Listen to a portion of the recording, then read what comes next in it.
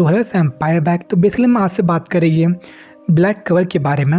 ये बहुत ज़्यादा फेमस एनीमे है, तो आज से हम इसकी शुरुआत कर लेंगे हम। तो फिलहाल जो इस वीडियो में बात करेंगे उससे 2 एपिसोड के बारे में। तो लेट्स बिगिन।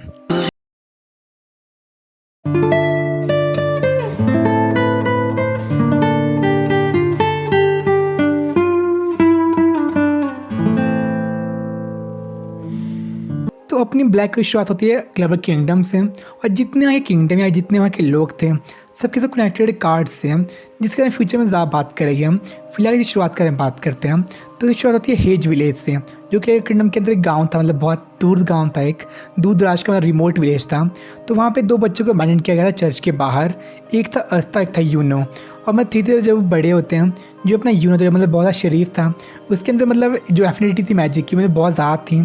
लेकिन जो यूनो था, जो बहुत ज़्यादा मतलब एक्टिव किड था, उसके पास मैजिक बिल्कुल नहीं था। तो और जो वहाँ का किंगडम या फिर वर्ल्ड कह सकते हैं, वहाँ पे हर बंदे पास मैजिक था और इसे यूज़ करता अपने डेली लाइफ के अंदर भी वो। लेकिन जो अस्तर ये चीज़ नहीं कर पाता क्योंकि उसके पास मैजिक बिल्कुल भी नहीं था, इसलिए वो चुनता एक और रास्ता जो एक तो अपने फिजिकल अपने एफिनिटी को मतलब बहुत ज़्यादा बढ़ा देना। इसलिए बहुत ज़्यादा एक्सरसाइज करता, उसकी जो फिजिकल चीज़ थी मतलब बहुत ही ज़्यादा मतलब बढ़ जाती है। जिसके बाद जब वो मतलब बड़े बड़े होने जाते हैं, उनके बीच में रिवैलिटी मतलब बहुत ज़्यादा बढ़ जाती हैं, क्योंकि दोनों थे वो दोनों ही मतलब विजार्ड किंग बनना चाहते हैं, जो कि वो पूरे किंगडम का सब मोस्ट पावरफुल विजार्ड था।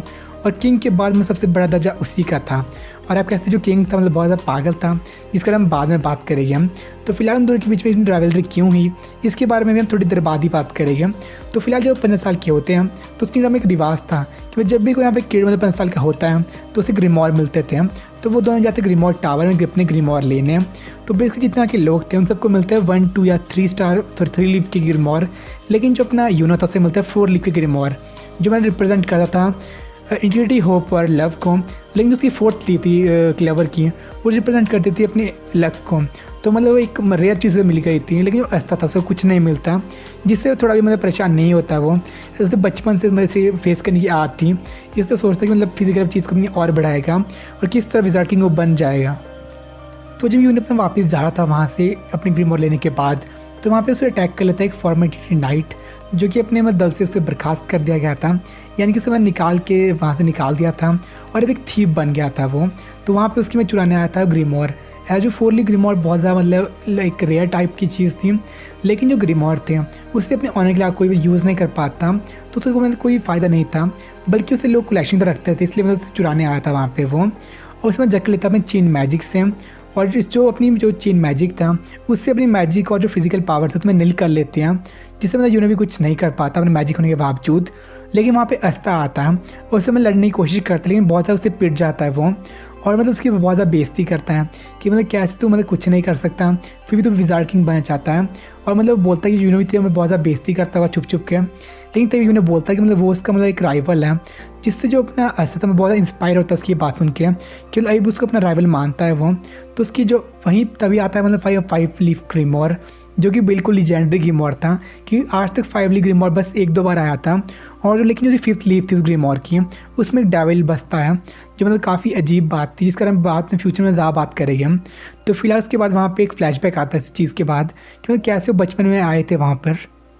तो बचपन से उन लोगों को वहाँ पे जितने भी लोग थे उन सबको विजार्ड किंग और जो डीमन थी उनकी आपस की बैटल की मतलब कहानी सुनाई जाती थी, जो कि बहुत ज़्यादा फेमस थी वहाँ पे हेज विलेज में। स्पेशली एज जो हेज विलेज था वहाँ पे जो उनकी बैटल का मतलब एंड हुआ था, और जो स्कल था डीमन का, और जो अपने फर्स्ट विजार्ड किंग की जो मूर्ति थी वहीं पर थी। और मतलब जो वहाँ के लोग थे सब के सब इस कहानी से मतलब बहुत ज़्यादा जुड़े हुए थे। तो जो अस्ता मैं बचपन से विजार्ड किंग बनना चाहता था, और जो मतलब दोनों थे तो बहुत ज़्यादा क्लोज थे, लेकिन यूनो अपनी मैजिक पावर के बावजूद बहुत ज़्यादा डरपोक था, और उसकी ऑपरेटर जो अपना अस्ता बहुत ज़्यादा ब्रेव था।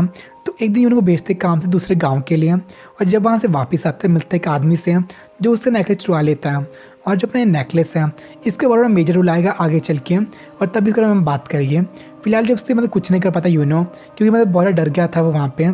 तो वहाँ पे आता है अस्ता, जो थोड़ी कोशिश करता है नेकलेस वापस लेने के लिए, लेकिन वो उल्टा पिट जाता है। लेकिन वो हार नहीं मतलब बार बार उठता रहता है बार बार। तो इससे परेशान होकर जो अपना बना था तो नेकलेस वहीं पे छोड़ देता है, वहाँ चले जाता है।